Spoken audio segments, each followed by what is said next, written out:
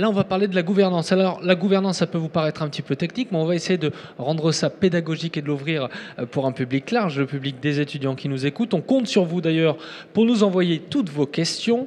Irini Tsamatoujakoberger, bonjour. Avec le micro, qu'on vous entende bien. Vous êtes vice-présidente des relations internationales à l'Université de Strasbourg. On a justement parlé de Strasbourg il y a un instant. Et nous sommes aussi avec Alexis Michel, recteur adjoint à l'Université de Galatasaray. Bonjour Alexis. Bonjour.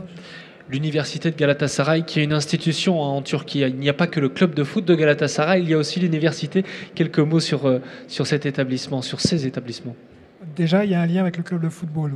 Les deux ont été créés par des anciens du lycée Galatasaray. Lycée qui a 150 ans cette année, l'université un peu plus jeune, elle a 25 ans. Et c'est une université publique turque. Ce n'est pas une université franco-turque, c'est une université publique turque. À Istanbul ? À Istanbul, au bord de l'eau, un des plus beaux campus du monde. Alors on déjeune en voyant les mouettes se baigner. Vous me donnez déjà envie d'y aller. Je vous encourage. Sur la rive du Bosphore. Irini Tsamadoujakoberger, l'Université de Strasbourg, pour les étudiants qui ne la connaîtraient pas, qu'est-ce qu'on y apprend, qu'est-ce qu'on y fait ? Écoutez, là, je vais vous parler plutôt de l'UFAJ, donc, oui, qui est l'université franco-azerbaïdjanaise à Bakou.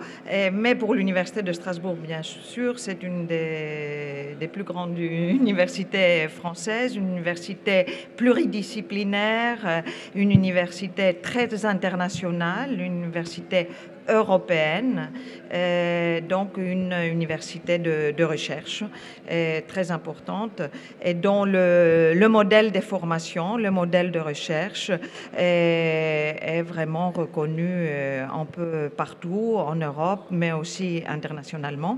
Et si vous voulez, l'UFAS, donc cet établissement que je représente aujourd'hui, que j'ai représenté lors de cet atelier, c'est vraiment le fruit d'une réflexion interétatique, c'est-à-dire qui a commencé en 2014, donc entre les présidents de deux pays, donc de la France et de l'Azerbaïdjan, mais aussi des présidents de deux universités, l'Université de Strasbourg et aussi l'Université Azoyou, l'Université du pétrole et de l'industrie. Et c'est, si vous voulez, surtout un grand projet culturel et scientifique. Au départ, ce projet, c'était une volonté de collaboration qui était initiée plutôt par les autorités politiques, mais par la suite, ce qui est le plus important, cette volonté de collaboration a été imaginée et reconstruite par des équipes universitaires. Donc, c'est ça le plus important, montrer que ce type de construction franco-nationale sont fondées surtout sur une coopération et une collaboration entre les universités et les autres acteurs qui sont impliqués. Donc les ministères, les ambassades, etc. Franco-national, justement, c'est le maître mot de la prochaine question, Alexis ou Irini. Comment est-ce qu'on pourrait définir justement un établissement franco-national ? Quels sont les fondements finalement d'un établissement franco-national ? On en a discuté tout à l'heure en plénière. En fait, il n'y a pas de modèle. Il y a vraiment beaucoup de types différents, des initiatives gouvernementales à l'occasion d'un voyage présidentiel. Ça peut être des initiatives au contraire à l'autre bout, des initiatives d'établissements qui peuvent avancer seuls comme en partenariat autour d'un consortium. Les deux démarches peuvent s'associer, donc il y a une espèce de feuilletage dans les montages possibles. Et puis il y a toujours aussi cet arbitrage privé, public. Il y a aussi les niveaux d'intervention, licence, master, doctorat. Est-ce que c'est professionnalisant ou pas ? Est-ce qu'on va utiliser aussi... Quelle langue on utilise ? Plutôt une langue globale, l'anglais évidemment, mais le français aussi. On a ces objets de nos discussions. Et là, par exemple, dans vos universités respectives, à Bakou? Et voilà, donc à Bakou, si vous voulez, on a un cursus de licence, mais qui s'étale sur 4 années, parce que la première année, c'est une année de fondation, de remise à niveau.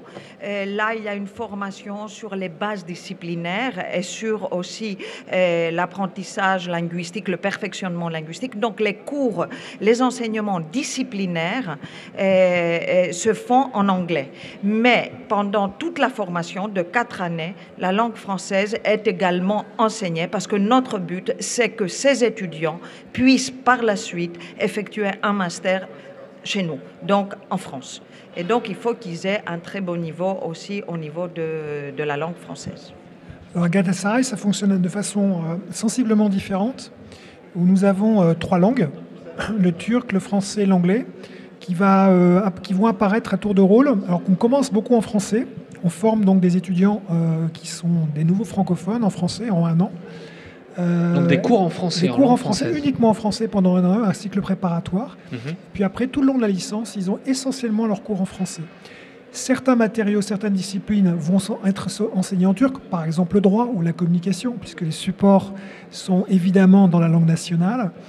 En master, on va avoir plutôt l'anglais et le turc, le français plutôt en retrait. En doctorat, en fonction des sujets, on va avoir à nouveau le français ou l'anglais. Donc nous sommes une université complète, vraiment. C'est une université qui fait de la recherche, qui forme au doctorat, qui a des très bonnes performances. Une université maintenant on a 5000 étudiants, donc on est sur aussi des volumes, une échelle, une petite université. Peut-être plus restreinte, oui. Ce n'est pas c'est un système de filière, c'est pas un système comme en Azerbaïdjan, où on a un partenaire local qui ouvre des cursus à une université partenaire ou à des universités partenaires. Donc on est vraiment dans une situation classique d'un établissement complet et dont on peut attendre effectivement une relation, une normalisation aujourd'hui du partenariat avec cette université qui est assez classique vis-à-vis de ce qu'on peut connaître avec d'autres universités purement étrangères sans implication de la France. Alors nous sommes en direct sur Facebook, il y a Kamel qui nous suit, salut Kamel, Marie aussi, et Boubacar qui a quelques petits soucis de son. Alors le son sort bien, le seul souci vous savez c'est que sur notre live Facebook, quelquefois les vidéos se mettent automatiquement en mode silencieux, donc n'hésitez pas à activer, il y a un petit bouton qui vous permet d'activer le son et vous nous entendrez évidemment bien. Alexis, Michel, Irini Tsamadou, Jacob Berger, quels ont été les points saillants, les points de discussion ou les points qui ont fait débat au cours de cette table ronde? Irini. On rappelle le thème d'ailleurs de cette table ronde, les différents types de gouvernance au sein des établissements issus d'une collaboration franco-nationale. Voilà, moi, ce que je peux retenir, c'est surtout, donc on a parlé bien sûr de la gouvernance, on a insisté sur plusieurs points, sur l'importance d'un leadership identifié, de la coopération en fait entre les différents acteurs.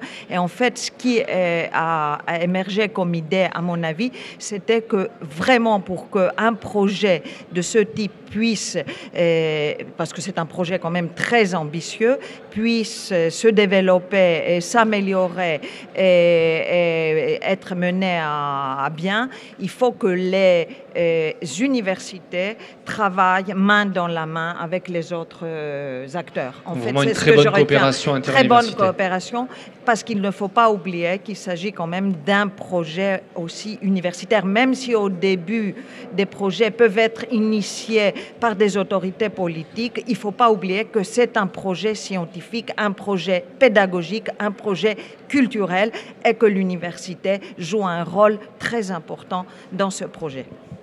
C'est ce que j'ai retenu, Alexis. Alexis. Non, je suis d'accord avec Irini, ce qui montre bien qu'on a participé à la même chose. Oui, cette idée que c'est la question du sens, en fait, qui prime toujours. Savoir pourquoi on s'engage politiquement ou universitairement sur un projet, savoir adapter aussi, avant même de penser la question des moyens, qui est souvent celle qui domine nos discussions, ça doit être secondaire par rapport à cette question du sens de l'engagement. Et effectivement, qu'un projet universitaire, même s'il est initié par une volonté politique, quelle que soit la nature, l'occasion, sans université, on ne fait pas un projet universitaire à l'étranger. Rapidement, ça s'essouffle. Voilà. Donc c'était cette question de pouvoir toujours... Alors, université localement, avoir un sens, ce projet doit avoir un sens dans son environnement local et évidemment, pour les établissements français, même dans le cadre de leur autonomie, il faut effectivement s'assurer qu'elles y aient intérêt. Donc là, cette notion d'intérêt, elle est fondamentale, il ne faut pas l'escamoter, et il faut pouvoir la réactualiser en permanence. Je vais vous donner l'exemple de Galatasaray. Il y a 25 ans, l'université, quand elle a été créée, il y avait 30 universités en Turquie. Et on a 210 aujourd'hui. Aujourd'hui, vous avez une grande réforme des universités en Turquie, où la question dominante, c'est celle de la performance. Donc c'est une université donc c'est assez standard aujourd'hui, d'une certaine façon. Donc c'est bien d'une certaine façon, parce qu'il y a un ajustement des agendas entre ce qu'on peut trouver en France pour un partenaire universitaire et la Turquie. Délivrer, comme on dit en bon français. Faire des doctorats, avoir des liens avec le secteur économique. Alors évidemment, on pense aux acteurs français, mais pas uniquement. Par quoi ça va passer, par exemple, en Turquie quand on parle de liens avec les acteurs économiques, il y a des ponts qui se font avec des entreprises. Tout à fait. Vous avez des grands acteurs de ce qu'on appelle le secteur automotive, Renault, Peugeot, etc., qui vont chercher des cadres dans cette université. C'est une université qui n'a pas de problème pour placer ses étudiants. De ce point de vue-là, ça se fait même très naturellement. C'est une des meilleures universités de Turquie. C'est une marque. Pour le coup, si vous voulez, c'est un message peut-être à conseiller aux universités françaises, c'est au-delà de la Sorbonne, qui a déjà sa marque, et faites un club de football, faites un club de sport. Ça marche tout seul après. Ce serait génial d'avoir des rencontres la Sorbonne contre le FC Galatasaray. Exactement. C'est un petit peu sur le modèle américain, très souvent. Complètement. Parce que le sport ça se fait dans certains sports, comme en rugby, le Lyon Olympique, par exemple, est très connu. Tout à fait. Irini, j'imagine qu'il existe autant de modes de gouvernance, qu'il existe d'établissements franco-nationaux. Est-ce qu'il y a un socle commun, dirons-nous ? Oui, je pense que la gouvernance... Bien dans le micro, qu'on vous entende bien. Oui, je pense, comme je vous ai dit tout à l'heure, que la gouvernance doit être vraiment... il faut qu'elle repose sur vraiment un leadership bien identifié. Qui fait quoi? Donc, par exemple, avoir des comités directeurs, avoir des comités scientifiques, avoir des directions opérationnelles. C'est le cas de notre université de l'UFAS, donc de cette structure binationale. Donc, comité directeur, c'est en fait le comité qui va incarner la dimension décisionnelle et aussi décisionnelle, et aussi l'incarnation aussi de la dimension politique du projet, de la stratégie. Donc entre le ministère de l'Éducation locale et les différents partenaires. Oui, l'université, les deux universités impliquées, ASOU et l'Université de Strasbourg. Il y a, bien sûr, c'est un consortium, donc on va élargir aussi ce consortium. Strasbourg va être le pilote de ce consortium des universités françaises.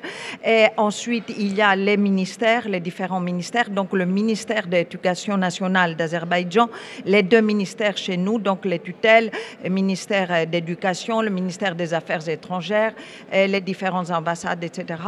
Et ensuite, il y a bien sûr les équipes. Le comité scientifique, c'est vraiment les représentants. C'est surtout comme ce sont des cursus qu'on va transférer de l'université de Strasbourg vers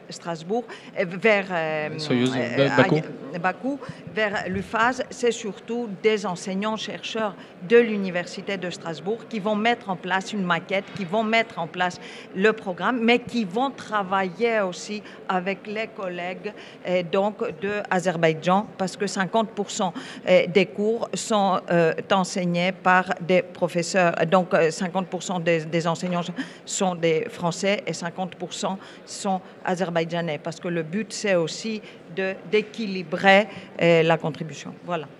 Un mot sur la reconnaissance des diplômes, Alexis. Quelle est la nature finalement du diplôme obtenu pour les étudiants? À Galatasaray, c'est très simple. Ce sont des diplômes d'université turque qui sont reconnus en France, ils sont reconnus évidemment en Turquie. Ce sont des diplômes publics. Donc c'est plus une question qui est réglée depuis très longtemps. Voilà. L'enjeu pour nous, il n'est pas à ce niveau-là. Il est sur le statut des diplômes que nous pouvons délivrer en partenariat. Galatasaray, sont aussi des licences délocalisées, l'établissement français. Donc en ce moment, Paris 1 a une licence en philosophie en économie et l'université Bordeaux-Montagne en communication, en infocom. Donc là, il y a eu un petit travail et donc c'est pour que le déroulement des études se passe de façon très transparente. Et puis, il y a la question, aujourd'hui, l'enjeu, c'est au niveau du doctorat en co-tutelle de thèse, qui a à un moment bien fonctionné. Les règles en Turquie se sont un petit peu modifiées, donc il faut qu'on retravaille le règlement pour que ça soit pleinement reconnu du côté turc. Mais c'est des choses qu'on sait faire, il faut simplement un petit peu de dialogue. Mais disons que justement le fait d'avoir une université turque, ça a un prix, mais ça nous permet effectivement ensuite de pouvoir fonctionner complètement avec beaucoup de facilité, surtout pour un pays qui participe à l'espace européen d'enseignement supérieur, au processus de Bologne. Donc là, on est vraiment sur une autoroute de la modèle reconnaissance. Voilà, merci à nos deux invités, Irini Tsamadou-Jacoberger, vice-présidente des relations internationales à l'Université de Strasbourg, l'UFAS, mais qui est vraiment impliquée sur ce projet. C'est pas à Strasbourg, hein. Oui, à Bakou. Et puis Alexis Michel, le recteur adjoint de l'université historique de Galatasaray. On salue Asma Ahmed qui nous écoute notamment, et puis Miguel Valenzuela qui nous dit bonjour. On est vraiment écouté aux quatre coins du monde, et ça c'est assez génial. Il est l'heure de se faire une petite pause du côté de Paris. Merci à nos invités. Merci à vous.